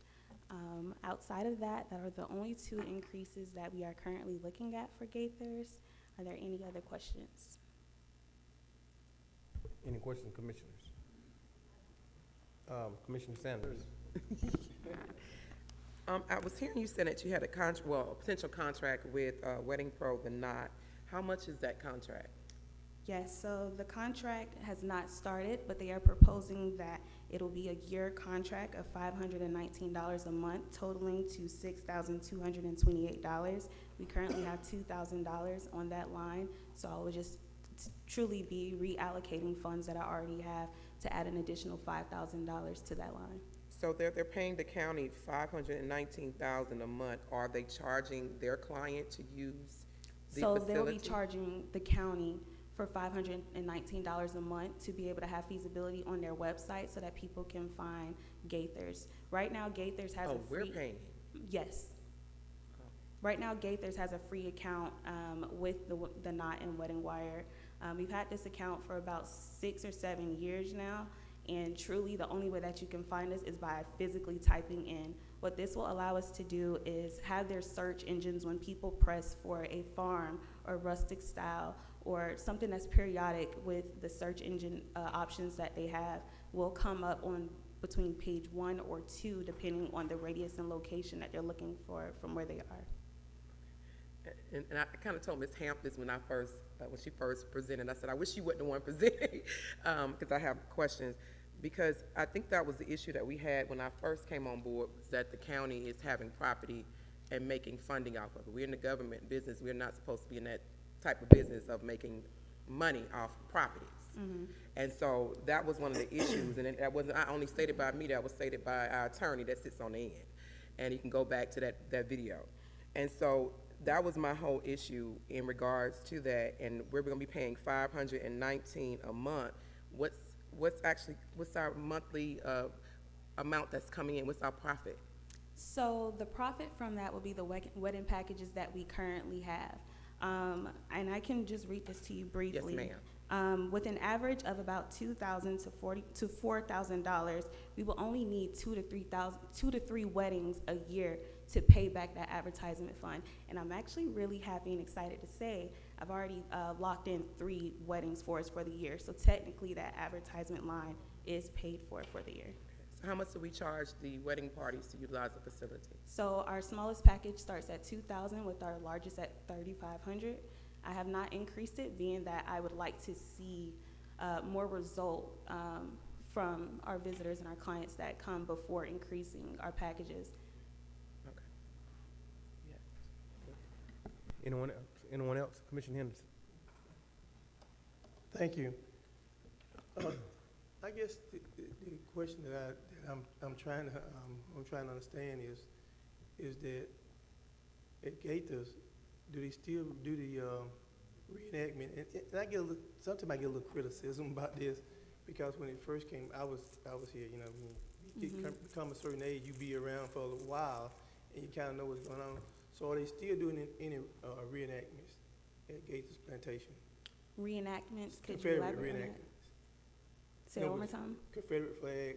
They do reenactment with the way they'll be shooting stuff, which I'm pretty sure you may not know. No, so I know what you're referring to now. Okay. We haven't had any reenactments since 2009, but as of right now, we're only hosting Gaithers for weddings and for events and for filming purposes. Okay. That's all. So if somebody wanted to do a reenactment, and if you would approach, they could do it if they paid a fee? No. That would have to come before the board for approval.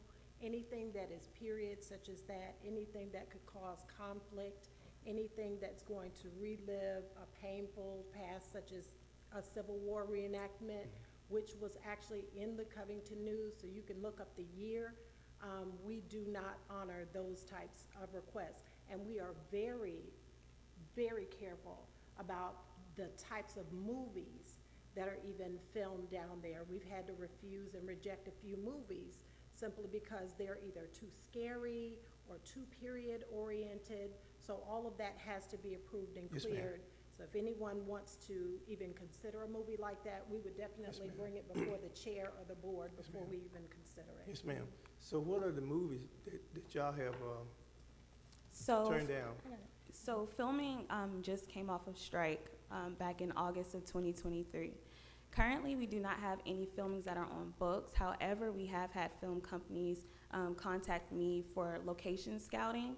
So I'm hoping that sometime this year we will have an actual film contract. And that also would help us with being able to refurbish the estate itself. Okay, the Waltons, I know y'all may be very familiar with. They proposed a contract with us last year. They have not solidified a contract, but that would be a pretty large contract if they are able to film, being that they're always interested into filming at a 2 to 3 month period. So if I may ask, it was the Walton that y'all turned down because they didn't want, because you feel like that was not agreeable? We didn't turn them down. They actually went on a writer's strike after they submitted their contract, so they didn't have any more writers to complete their film. Yes. And I guess one or two last things. I know that typically in most plantations, and the late Forrest Sawyer, and I'm gonna just tell you a little bit of history on that now before I finish my question. He schooled me. He took me down to a cemetery, the city cemetery, and he had some college students came down, and they showed where there was a big open space, and where the people who farmers, I guess people who worked, they would bring them down there, and they would kind of they would kill them because they were too old to work, and they would bury them in a mass grave. And I learned from going to a plantation off of Highway 11, because he had a function, a county function. And so happened, I got a ring on my phone, and it was Forrest. And I tell you, Forrest Sawyer cussed me out. He cussed me out because he said, just look out there out the front door, and it's an open space. He said, that's where they took the slaves. And not that I'm against plantations, and I want to kind of make that clear. It's just the county run plantation or the city run plantation, because the city haven't got one plantation, because that's a part of history that I think people of my age know about. People older than me kind of somewhat lived it, and the ones who may live to be around about 97, 98, 100, they were part of it. So, you know, it's not something that I think is good. It's kind of where I'm at. And it's also my understanding, I guess this to Ms. Hamp, First Lady, is that I think a report that Brittany gave us, it showed where the Gaither's plantation was taking in enough money to take care of itself. Is that true? Not at this time, no, it's not. Once movies I mean, come in, that's Thank pretty you. much what can take care of Gaither's at Myrtle Creek Farm, but other than that, it's not self-sufficient at this time. Miss Brittany still here? Miss Brittany, didn't the auditors come in and tell us, said Gaither Plantation was able to take care of itself? I mean, I'm asking. I don't recall them saying that. Okay. Well, It's a revenue generating property, so we operate on the revenue that is generated. Because of COVID and because of the film strike, it totally limited and flatlined any ability that we had to generate revenue. So now, because filming has completely opened up for filming as Yes, well ma'am. as Yes, writing, ma'am. the revenue that may have been lost is able to be gained back now. They're searching, they're doing film site visits, as well as already within 1 month, as Ms. Yes, ma'am. Imani spoke to, the weddings are starting to come back now. So you should definitely see a substantial change by next year. yes, ma'am. The reason why I asked that question, because it was my understanding from years ago, when they were the Friends of Gaithers. That's when I came on, when they was telling me about, it was rich people who wanted to kind of dress it up, paint Gaithers, et cetera. And it was supposed to be something similar to what Commissioner Ewan has now. It's animals and et cetera on it that they want the people to come and see. But if I may continue, please. But as years went on, and he left off the board, he was District 1 Commissioner, it began to change. And that's when the reenactment, et cetera, came in. So the question, the thought has been, ever since then, at least from my perspective of being here, was for Gaither to take care of itself. So who is over Gaither? Is I'm it you? over Gaither's right now. You over Gaither? Yes, sir. I thought we did a resolution a few years, help me, Mr. Chairman. Didn't we do a resolution where you took over it, or has it changed? She report to the chairman. I report okay, to the so- Hey, listen, guys, what we gonna do? No. We're gonna answer budgeting questions only. Yes, please. If he I'm got a asking you. budgeting question, That answer question was budgeting directed question. to you, Mr. If he C. don't have a budgeting question, don't worry about it. We'll Yeah, see here all This day. question was Go directed ahead. to you. Go ahead, sir. This- If I could, you know, it's not arguing anything unless you want to Go turn ahead, to sir. that. But the question was this, that I asked was who was over Gaithers, and I am. that's it. So they report to you concerning Yes, sir. Gaithers. Yes, sir. Okay, Thank you, sir. thank you. Commissioner Sanders. Just to reiterate what Commissioner Henderson was saying, I was the one who asked the question to the auditor. I asked him about Gaithers and I asked him about solid waste. And he did, based on his report, say that they were able to run on their own. So that's actually on the videotape. So that's where that came from. The auditing report we had about, 2 weeks ago? When the auditor came, he said that it made enough money to sustain itself. So my question was in regards to the movies. I'm sorry, was somebody speaking? Thank you. My question's in regards to I'm sorry, that was from the auditor. Thank you. Mr. Chairman, do I have the floor or not? Thank you. So y'all gonna do that- In you regards gonna to have the that same movies, respect when he in regards to the movies, can you tell me what movie contracts, how much was the movie contracts? So. That between contract you possibly received, I think it was the Walton, how much they normally offer us to utilize Gaither? So last year, there was a proposal for about $90,000, but that contract did not go through, So being that 90. they did not have, so that number isn't set.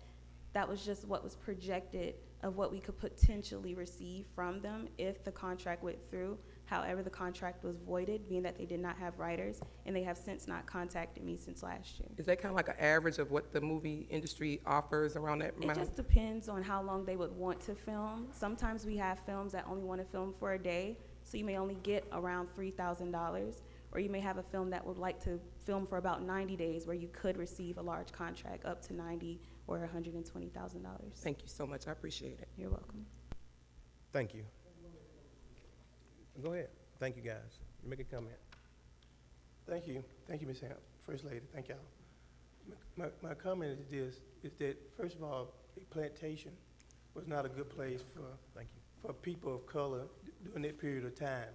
It was a place, Mr. Chairman, as our history book read, and you can even go to this thing right here, and it'll tell you that they was mistreated, they was raped, and some was killed.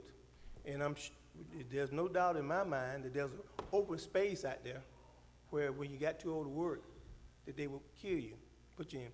But what I would like to do, and I remember Commissioner Mason, we had talked at our last meeting a little bit about Gaithers, for it to be placed back on the agenda so we can know, so that I can explain to him, and he asked me whatever question that he may want to ask during the time that I came on the board, and what, to the best of my ability and my knowledge, what was said in the direction they wanted Gaither to go in. Thank you. No, it's not. Well, if you don't want to hear it, I'll tell you. I was not on the board when he bought Gaithers. It's a fact. I got it in my box. If you want to, I'll send it to everybody. So, may I please get to speak, and then, Mr. C, you can let him speak if you wish. Thank you.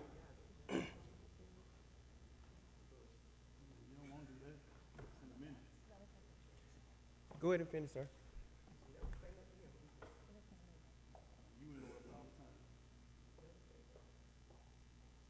You done? You done, sir? All right, thank you. Brittany. Okay, up next, we're going to move to the Solid Waste Fund. They can be found on page, we're going to go backwards in your book, 143 of your book.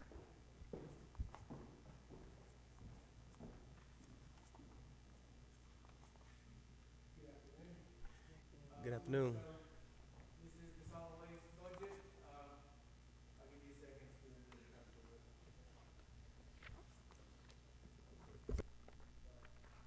while you're looking forward, no real big changes for the solid waste budget this year. No significant increases, any line items really. So, does anybody have any questions about the budget or anything? Thank you, sir. Any questions, commissioners?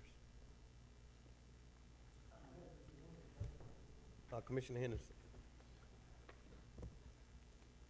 I guess the question I have is when we have our auditors come before us and they look over the entire budget and they give us a report, is it not true? So what the auditor said, he said that they could take care of themselves. They could pay for themselves. They were making enough money for them to pay for themselves.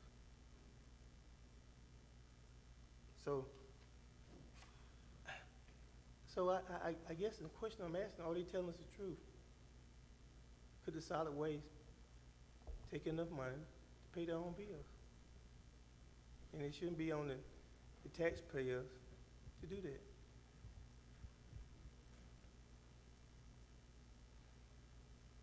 Thank you, Ms. C. Thank you, sir. Yes, sir. Y'all have a great evening. You too. Back in your hand, Ms. Brittany. That is the last presentation we have for the day, so we can go ahead and wrap up. We're scheduled to start at 9 o'clock in the morning, but Miss Linda Hayes has contacted me and said she is going to be at a training, so we can start probably around 9:30 in the morning if that works. Okay. Who's second, you know? Second will be Superior Court, Judge Okay. Wynn. Okay, 9:30, yeah. All right, guys, we're gonna adjourn until 9:30 tomorrow morning. Thank you.